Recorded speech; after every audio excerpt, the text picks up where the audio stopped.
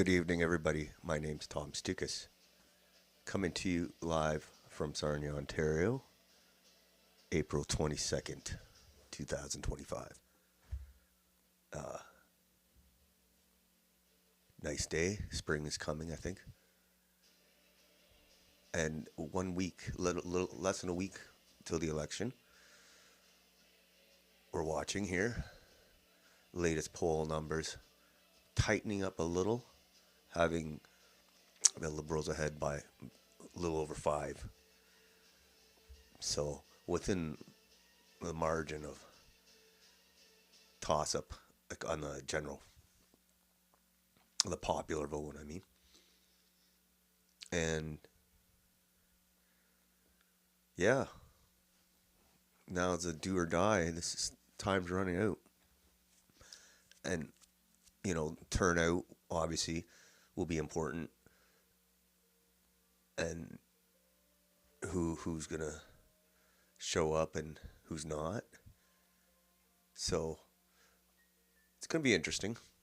I already kind of got myself in a little trouble because I predicted the Liberals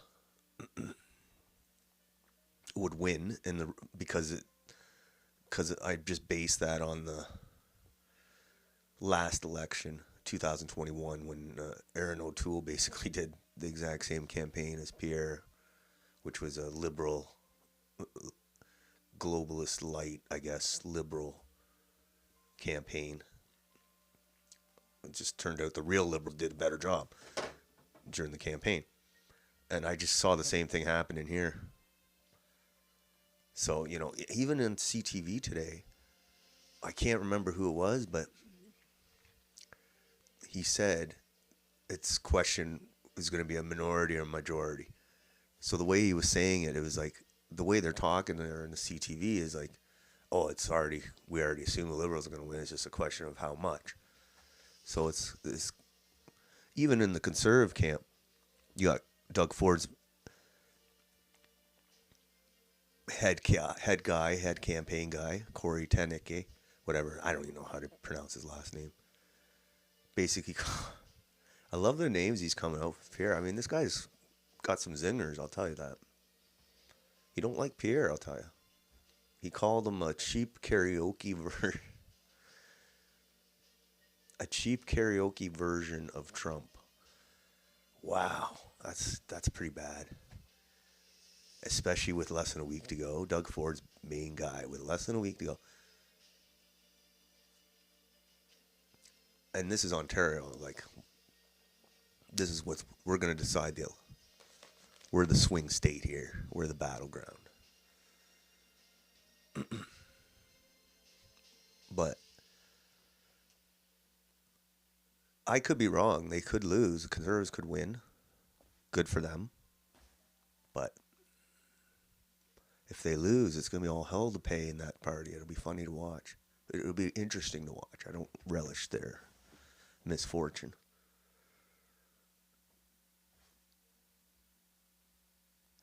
Even though a lot of them have been very mean to the PPC people, very uncivil for no reason. Like, I don't see the Liberals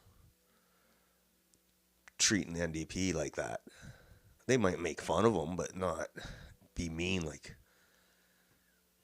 And it reminds me of when the unvaccinated were standing their ground and people were from all parts of society were attacking them.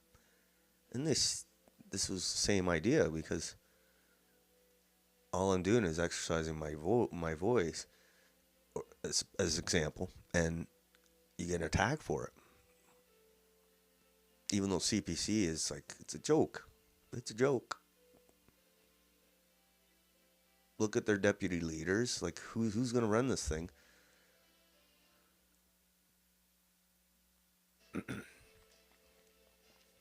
But it's like it's designed to lose, too. Like the last time and this time. Put up a good fight, but ultimately lose. Jagmeet's just throwing it in. It's pretty funny. I wonder what they promised him. Maybe a Senate seat. I'm thinking Senate. Or an ambassadorship. of some sort in a ritzy country, a fancy country. Anyway, so I guess the conservative platform came out today, and I haven't, like, I'm not gonna lie, I haven't really had a chance to look at it. I've been kind of doing stuff all day, but I've seen snippets of it, and nobody's really saying how great it is. Sounds like a little underwhelming, like stuff, and the weird they released it with a few days left in the campaign, which is kind of like been used against them. So whatever. Nothing really crazy. Like the immigration stuff's it's almost bureaucratic. We're just gonna do a few adjustments. All right. So, whatever. See how he does. It'll be interesting to see what they do to him after. Like, will they give him another shot at the? I don't think they will. I think the Conservative Party is gonna go through a forced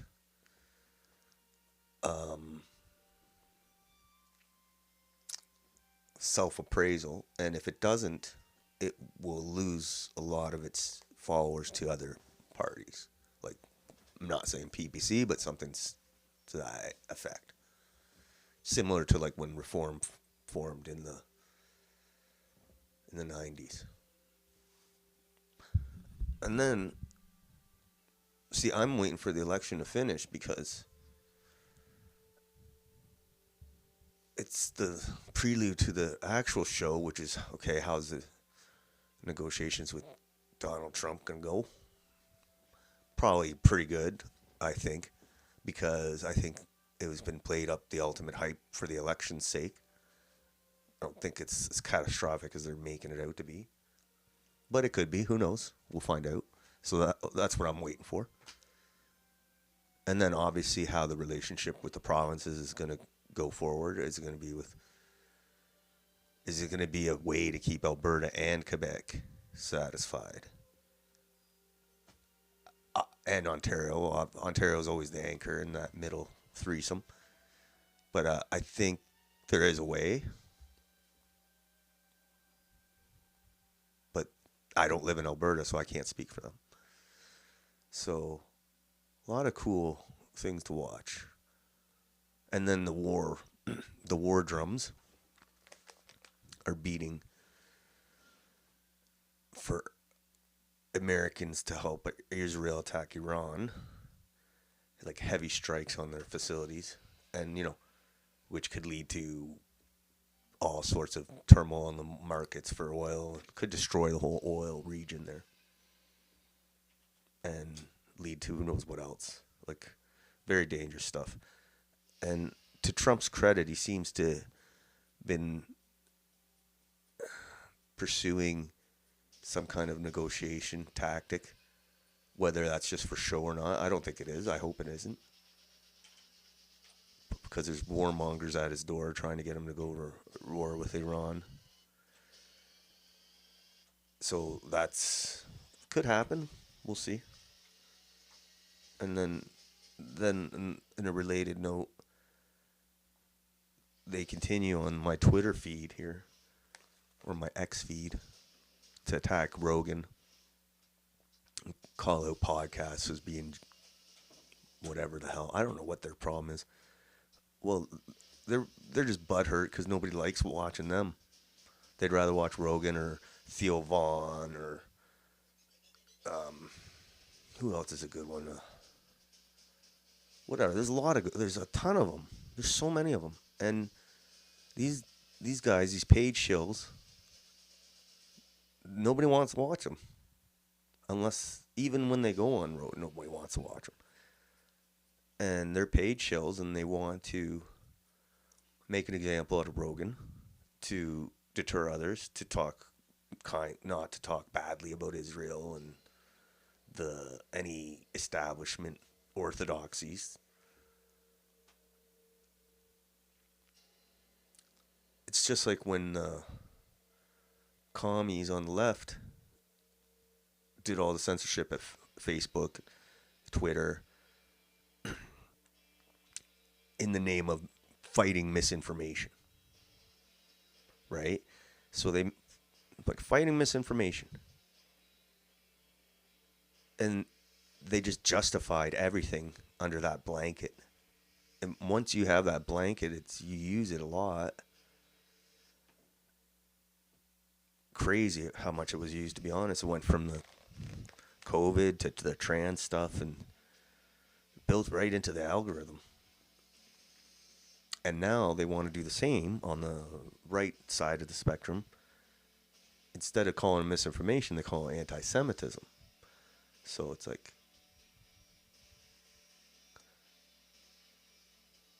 you can't criticize Israel, or you can't criticize this, or so in some cases you can't even say like a Bible verse in a certain context.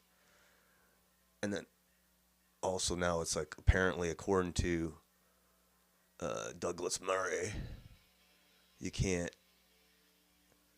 if you criticize Paul Wolfowitz, who was the Deputy Secretary of State, Secretary of Defense or something, I don't know, Secretary of Defense, who crafted all these war plans. If you criticize him, you're anti-Semitic, according to Douglas Murray. So that's the exact same thing as misinformation, just on the flip side. They use it as a cudgel on everything. Anything. And they're going hard. You even got Jordan Peterson now. Oh my God. On Rogan crying about, he's calling people psychopaths now that talk about it. I mean, some people are a little crazy on the Israel side, but the point is that's the price of free speech. When you start censoring it all, it gets boring really, really quick. Really quick. Boring sucks too. So yeah, we got a lot of things in the happening at the local level, and like the national and the international. It'll be interesting summer.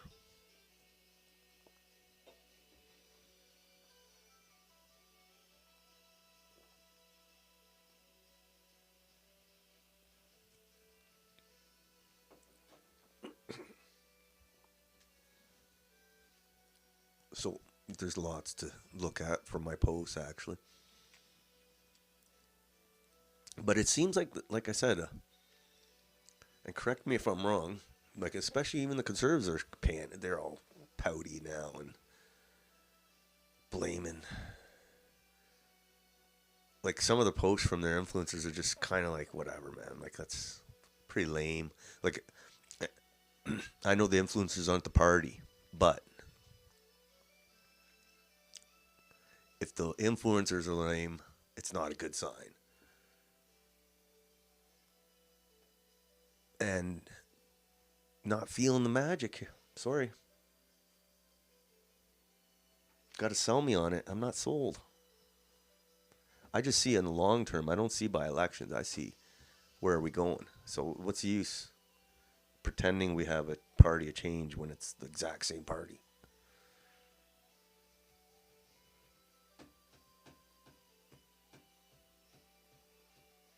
All right. I'm going to go to the daily.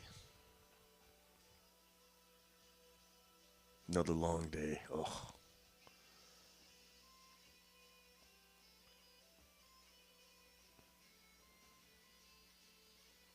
Mm-hmm.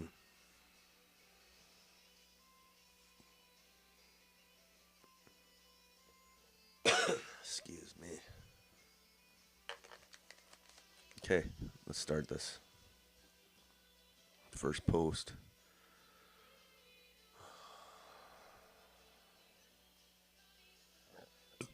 Excuse me. Oh, ginger ale. So this is the first post. Very good, interesting. Corey Tenecki strikes again as Doug Ford's campaign manager, and he's got these good zingers on Pierre. He called it campaign malpractice. That was a good one, because how they lost how they lost a 25-point lead, called a campaign malpractice, and now he's called him a cheap karaoke version of Trump. This is Doug Ford's guy with like 5 days left in the election in the biggest province in the country that's up for grabs, and he's talking like this about the Pierre. I mean, Doug Ford can say, "Oh, Corey speaks for himself," but no, Corey speaks for you. Okay, let's not fool ourselves. Um, and I can see the backlash against Ford is going to be if the Liberals win. Oh my God, they're going to be furious with him. It's going to be hilarious. I think they'll replace him. I do. I don't see him staying on if the Liberals win. And these people. I'm going to call this right now. And I could be wrong. I hope I'm not wrong on this one. Is people say, "Oh, Ford's going to replace Pierre as a conservative." First of all, he don't speak French. He don't speak French worth a shit, I don't think. And I think people outside of Ontario, like people in Ontario, are getting sick of him. And people outside of Ontario, I don't think they would take to him kindly. But that's just my opinion. So I don't see this. I don't see Doug Ford taking over from Pierre. If he tries, I don't think he'll be successful. I see Carolyn Mulroney taking over before Doug Ford. She's like the ideal candidate for the globalists' light. And I'm sure she speaks French. And they'll keep Doug in Ontario. Who knows? It doesn't matter. It's just shuffling the deck. So anyway, let's look at this. Doug Ford's campaign manager continues to chime in on Pierre Poilievre's campaign performance. And this is like in Ontario with days left. And, Doug Ford could always just say to Corey, hey,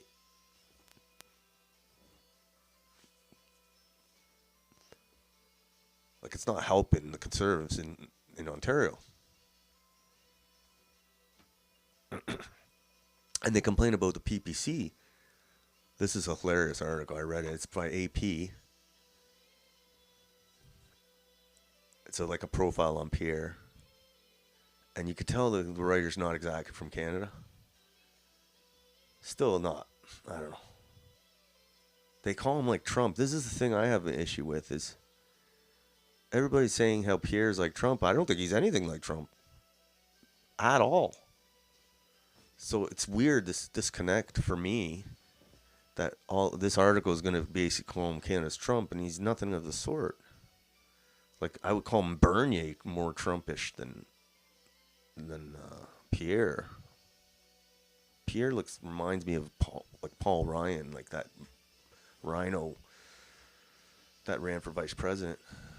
All right, Canada's next leader, Conservative Poilievre seemed poised to be Canada's next leader.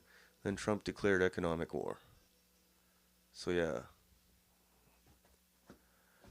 it's like Carney's just gonna try and slide in there as the Trump guy, like the best guy to deal with Trump, and Pierre's letting him, it seems.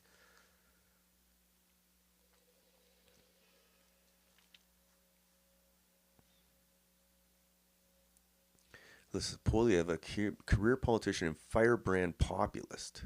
I don't know if he's a firebrand populist, but whatever. He's campaigned with Trump-like braggadocio, even taking a page from the America First president by adopting the slogan Canada First. But his similarities to Trump might cost him the chance to become prime minister when Canadians head to the polls on April 20th. That's the thing. This article is saying he's like our Trump. That's so... Oh my God. It's so, like, he's not like Trump at all. I wish he was. A little bit, at least more. Trump's frequent attacks on Canada's economy and sovereignty have infuriated Canadians and led to a surge in nationalism that has bolstered Liberal Party nationalism, like globalist Communism, you mean? All right. Like Trump, Poilievre brags about the size of the crowd. Oh, come on.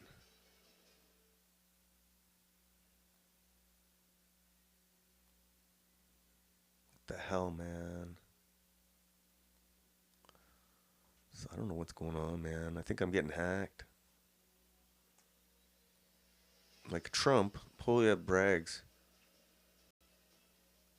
about the size of the crowd at his. What the hell? He brags about the size of the crowd at his campaign rallies and attacks the mainstream media, recently calling a female journalist a protester.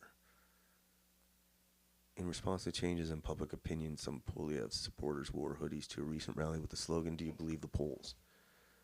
So they're calling Corey Tenecky's right. He's a cheap version of Trump. Very, very cheap. So if you had like a Gucci bag and you bought a knockoff from the dollar store, that would be Pierre. And the Gucci would be Trump. Okay. That's about as close as he's going to get. But whatever. Now, this is what Corey says in the AP article. So listen to this, conservative voters. Corey Tenecki, with less than a week to go, was the main quote in headline in the AP profile Pierre just days before the election to an international audience. We'll read this, and Canadians are going to say, wow, this is what the international audience is going to see about Pierre. We're going to vote for Carney. So it's such a hit piece as far as I'm concerned, because it's not true. He's not a Trumper. But Corey Tenecki, basically, I think he's kind of agreeing with me. He's calling him a cheap karaoke version of Trump. So if you got, who's a good singer, I don't know.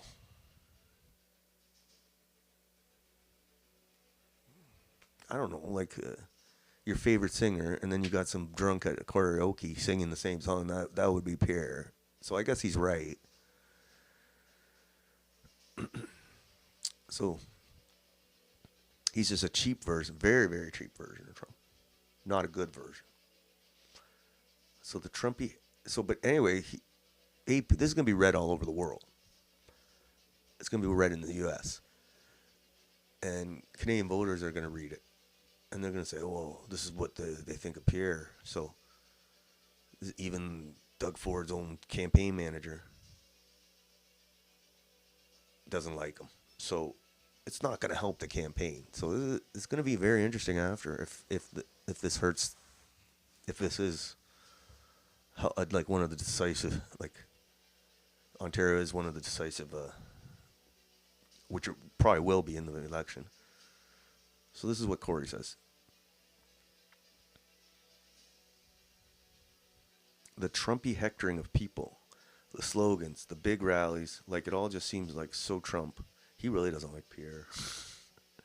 And people are not loving Trump right now in Canada, said Corey Tenecki, a key figure in conservative Canadian politics who directs campaigns. So he probably told AP, don't mention I work for Doug Ford. Poilievre's style and his approach to politics certainly channel a lot of Trump. It's like a cheap karaoke version of Trump. See, I agree with that. We said that. So Corey Tenecki gives a vote.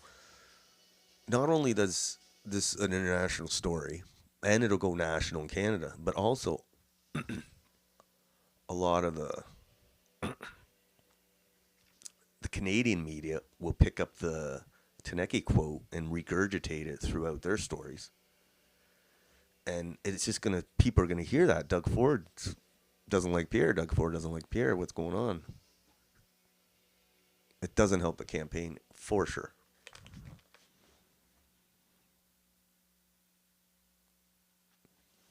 That's weird. AP site keeps blinking on me, but you get the gist of it.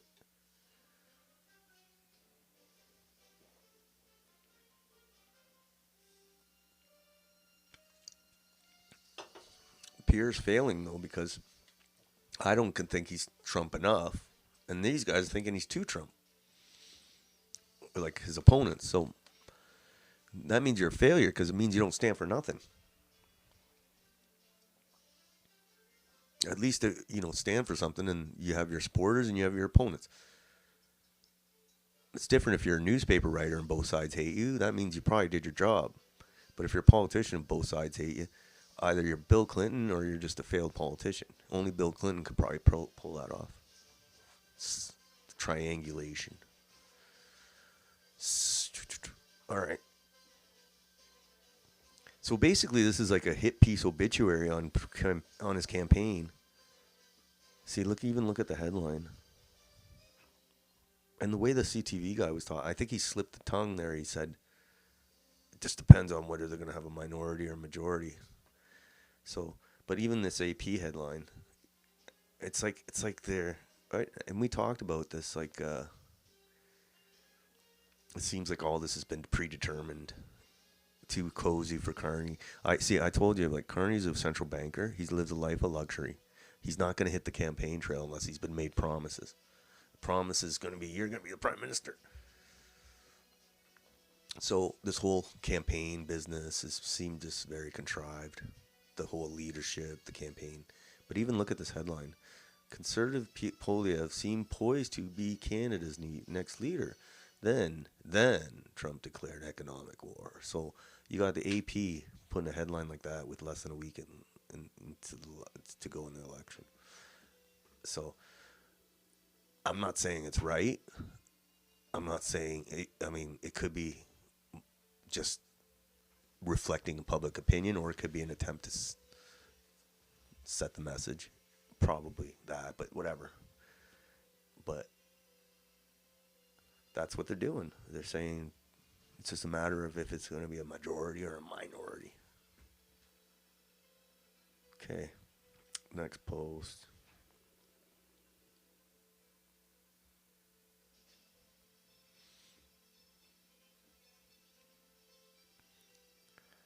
Oh, Carney urges government will streamline credential and attract global talent, including Canadian doctors. Yeah, they say this every election. They're going to bring health workers.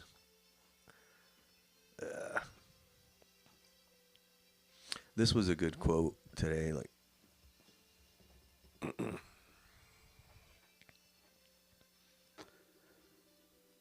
Zach Schmidt said about the Conservatives. And I don't know what the Conservative influencers are going to do if they lose the election. I hope they're going to be all right. Hopefully they don't lose. They might win. So Zach Smith, a lot about axing taxes and nothing about immigration, firearms, or parental rights. What exactly are they conserving? So he's talking about the Conservative Party.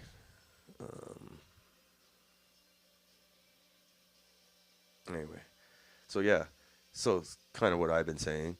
And I said the Conservative Party of Canada is like an accounting firm framing people from anywhere as mere economic units and numbers on a ledger that they will manage better than the Liberals. It's not very inspiring. And that, I think, is the issue with Pierre. He looks like an accountant without the glasses or with the glasses. And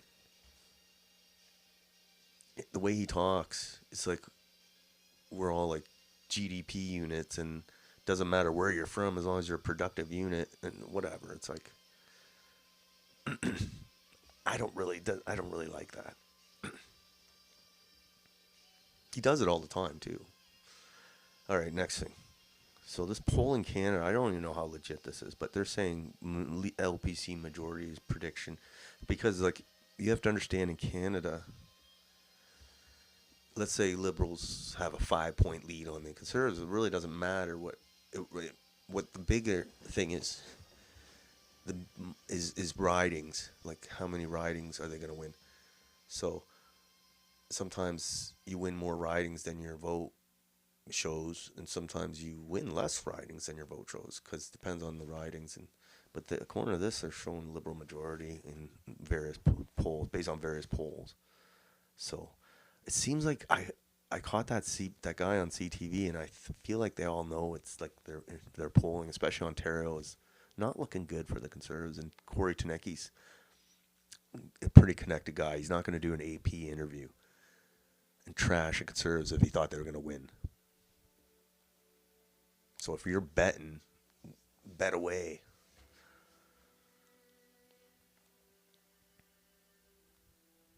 It's like it feels like,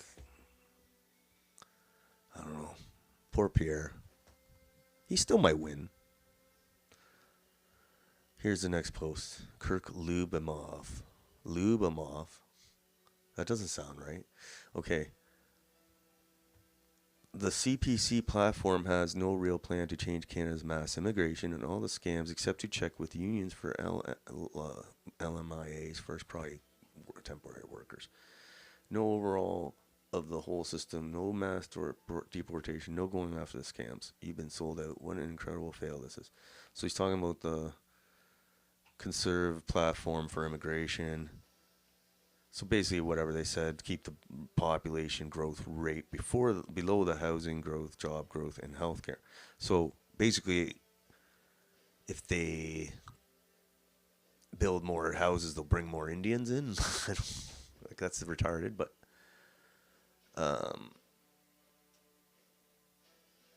reject the radical liberty. I mean, that's 100 years. The Century Initiative is like for 100 years. You can reject it, and you're not. It doesn't matter if you reject it or not. It just sounds like bureaucratic stuff. Nothing like crackdown, deport. Like, you can't deport one person in this country. That guy who drove the truck into that bus of hockey players, still hasn't been deported, and that's one guy who killed 15 people. So imagine deporting 4 million. Good luck. Ain't happening. We're screwed. Not especially like. All right. Next post. That's why I'm kind of just waiting. I'll be happy when this election's over. That way we can get down to business. See if Canada survives this mess. Peterson on Rogan today. He's trying to gaslight Joe into gatekeeping the, quote, psychopaths who dare to criticize Jews in Israel from being on his show. He claims these people do it for their own gain, who when in reality they get debanked, demonetized, and endlessly defamed for speaking the truth. So yeah, now they sent Jordan Peterson to go and call people psychopaths who maybe they consider as anti-Semitic. And it's like, it seems like this is all connected, like they're trying to discredit podcasts or anybody with an opinion. Don't let it think it's all only about Joe Rogan. It's about any person with a computer. And now that they want to start World War III, they know guys like Joe Rogan are going to platform anti-war voices that weren't available to be platformed during like the Iraq War 20 years ago. Could you imagine 20 years ago? The war drums were beaten so loud that anybody who was against the war was ostracized. And I could see if Rogan was like the way he is now, he would have had people on the show and not got like, because people were getting Phil Donahue got fired from his show for opposing the Iraq War. So anyway, I think this is all connected to the Iran. They want to fight Iran, and they know they can't do it alone, so they need to whip up. They need to, and this thing with the podcasters, they need to. Like, it's an information war. It's on top of a military war, so they need to get the information thing suppressed. And like I said, it's just like Jordan Peterson's calling them psychopaths. Well, what do you think when the left wing were in power and they were doing all their censorship of Donald Trump himself and anybody, and calling them based on misinformation, and it just next thing you know, everybody was misinformation. It's the same thing here. He's calling them psychopaths. Whoever he's like, who knows who's a psychopath? Jordan calling people psychopaths is like, Ken the kettle black. Sorry, Jordan. All right, I don't want to look at Jordan anymore. And uh, this post irked me. This is Mario Zelaya. And I thought he was Italian, this guy. Let's look at this guy. I'm going to talk about Mario. I thought he was Italian for some reason. And it seems like a nice guy. I don't know him. And his videos are all over the place for the election as a conservative booster. He's a homer. Okay, fine. Not gonna. This guy, I guess he's a refugee. His family is refugees from El Salvador, so good for him.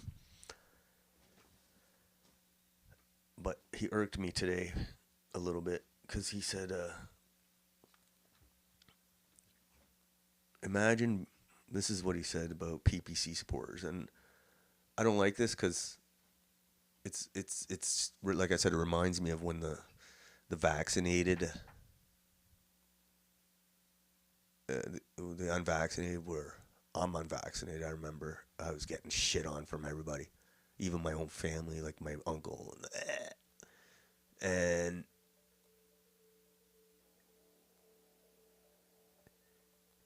you stood your ground. But this is the same thing. Like you just don't want to support the conservatives, and you want to look at other option or not vote at all, and you get called all these stupid names like a liberal supporter or a dummy. It's like, whatever, man. I don't agree with you supporting Pierre. I think the guy's phony. Just because he didn't say shit during COVID, I don't forget that. But you don't see me saying, "Oh, you're stupid for voting for Pierre." It's like, hey, good luck. So anyway, he's like, this irked me. He said,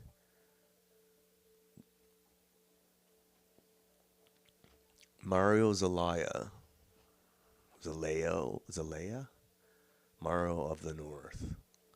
So it's like, imagine being sick of the liberals, sick of high inflation, taxes, uncontrolled foreign spending, immigration, and crime. All right. Only to vote PPC. At that point, your ballot has more utility as toilet paper. So yeah, I didn't like that at all because like, support your party all you want, but don't like literally shit on people for having a political opinion. That's, a lot of people should be offended by that. I know I said, "Oh, go back to El Salvador, bro. We don't need you telling us to vote for cut conservatives." I don't, a lot of people say, "Oh, that's so racist if you're saying going back to your own country." What I'm saying is don't come to Canada and tell people they can't think this way, or calling them stupid or for not thinking. That's what I'm saying. You're welcome here as long as you don't, support this censorship or whatever, attacking people for their political beliefs, especially this kind of calling it toilet paper, the party or whatever. You're basically calling their beliefs toilet paper. And then we got a little conversation. Debbie Bloodclot. I don't know who she is. I don't know like her real name. She goes, "Then I'll tell you," because I guess she's Canadian, so she's got more legitimacy than Mario. "And then I'll tell you, you're retarded and keep liberals in power." So that's pretty mean. Like I call people retards, but people I really don't like. Like I wouldn't call people over anything. But I kind of said, "Not my fault that Pierre wants to turn us into India." And then she says, "Keeping the liberals in power and it seems to be Max's only job." And they keep saying this, how Max is a grifter. I mean, Corden, I guess he gets like $100,000 a year, and people are like, "Oh, he gets $100,000 a year." Really, $100,000 a year to run around on Canada and to try to get people to vote and whatever. It's not that much money, 100,000. Anyway, so she's obsessed with Max. She thinks Max is making all this cash. Whatever. And I said, no, that's Doug's keeping Liberal in power, that's Doug Ford's job. And she's like, he's provincial. She's like, she don't understand how this works. Ontario is going to decide this election, and Ford has done a lot to sabotage Pierre's campaign here. And that's the end of the conversation. See, it's like these mindless conservatives remind me of these mindless, the left crazy commies who thought women and women were the same and stuff. That's what it reminds me of. It's weird. So, I'm not going to hold it anything personal. The mass psychosis formation will be broken. In the next post, this is all connected, eh? Look at this guy. This is not the next Bond villain. This is the new WEF chairman, interim chairman, so he might not be loud around that long. Peter Brabeck Letmeth. So I wonder if he'll be getting Mark Carney on the phone if Mark Carney wins. Next post. Well, more Jordan Peterson. Jordan Peterson this is him on Rogan. I can't listen to him for 3 hours. Oh my God. Poor Joe Rogan had to sit there for 3 hours. So Jordan Peterson has turned into such an embarrassment of a man. They sent him out to justify censorship, calling people psychopaths, all in the name of fighting anti-Semitism for his war criminal master Netanyahu. Pathetic. Yeah, he had dinner with Netanyahu. Good old time. Him and his buddies are on Daily Wire. But we're the psychopaths. And Glenn Graham chimes in. So many longtime champions of independent media. Like Jordan Peterson was all about free speech before, like when he was taken before the psychiatric board for comments that he made. He was like, free speech, free speech. Now he's like, oh, we need guardrails. So many longtime champions of independent media, now suddenly mimicking the most sanctimonious corporate media mavens. Rogan doesn't have sufficient editorial guardrails as soon as he hosts Israel critics. This show needs more vetting, too much unfettered discussion. Yep, that's exactly what they're trying to do. And then I saw this cartoon today.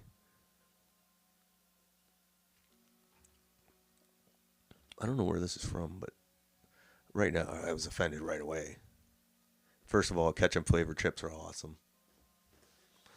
Second, that's like a tablecloth the guy's wearing. Anyway, he wouldn't. No, guys don't usually wear that, but immigrants are clogging up the ER, especially the nurses. I don't know what that means. Immigrants are clogging, especially the nurses. I don't know what even that means. So they can't even do funny memes. Immigrants are our history and our future. TheDifferenceMakers.ca. Who the hell are the difference makers? A new propaganda campaign is kicked off mocking Canadian nationalists and immigration skeptics as uninformed morons. Posters like this are popping up in cities across Canada, on social media, even at local movie theaters. Question is, who's behind them? I think it's only going to get worse.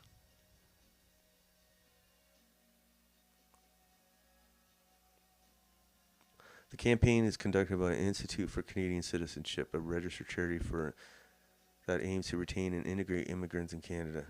The purpose of this charity is to deliver programs and special projects that inspire inclusion, create opportunities to connect, and encourage active citizenship across Canada. Okay, whatever.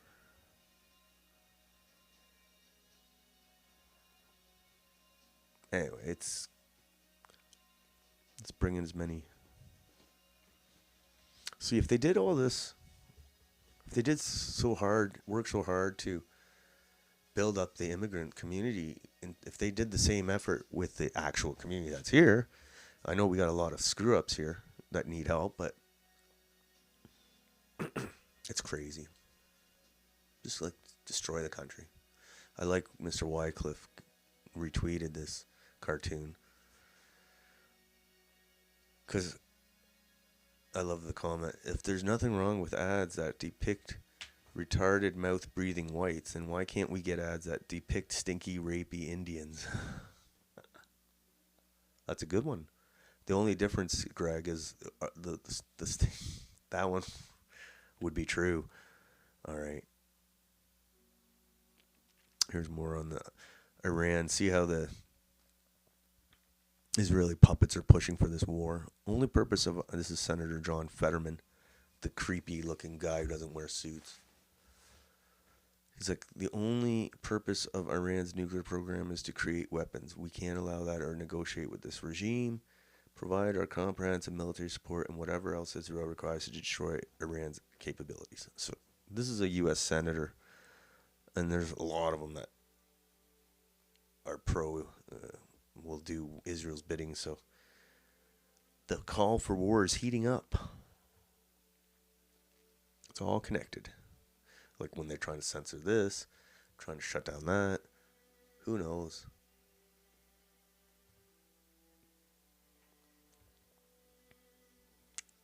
We'll see what Trump does. And here, the next post is the similarity with 2021. I said the other day about the election being similar to the last election where O'Toole ran the same strategy of basically being a liberal clone on the COVID pandemic measures, on immigration, on the woke shit. And he lost when Trudeau was very vulnerable. But, people can smell a guy with no spine. It's like a human instinct to reject somebody when they don't sense a spine. At least with Trudeau, he's a dummy, but he probably believed most of that stuff that he was spewing. Or maybe he didn't, I don't know.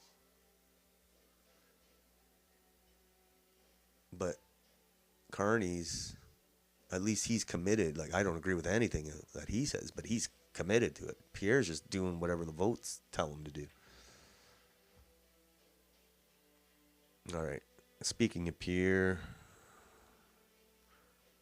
But yeah, this is what I said about. So there was a lot of similarities between the last election and this election.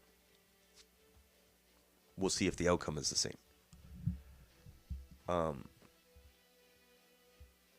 But yeah, their response to COVID was basically identical. So if anything, they wanted to do more. So, but I said I thought today another similarity with the 2021 election is PC supporters being ostracized by conservatives for their beliefs, just like the unvaxxed were attacked by COVID commies. Totally same feeling. Maybe I'm being a victim, crying too much. And last, we'll talk about Pierre. Speaking of Pierre, he's in Vaughan tonight. Look at all the people he's got there. That's not really that many people, but whatever. Vaughan.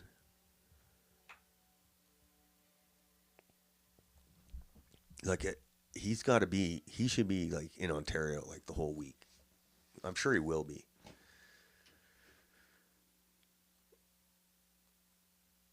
Yeah. So, still a toss-up, though. And the next post. So, this will be, the final post. This was interesting, I thought. They had Lisa Raitt. I remember her. Let me see what she was.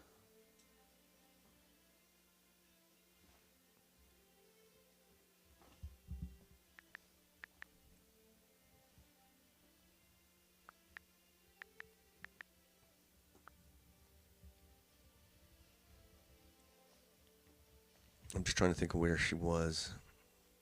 She was in the Federal Conservative Party. Okay, she was federal. Okay.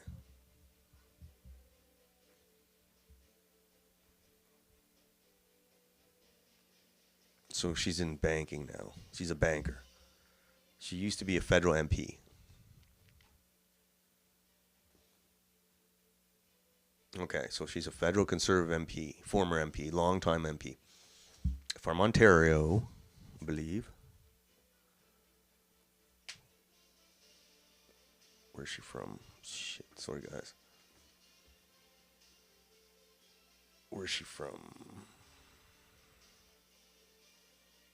And she used to be actually deputy leader of the party under Andrew Scheer. Halton. So she's from Ontario, of course. That's what I thought. So we got that out of the way. So she's on CTV less than 1 week away from the election. Former deputy Conservative leader, and this is what she says. Let's listen to what she says.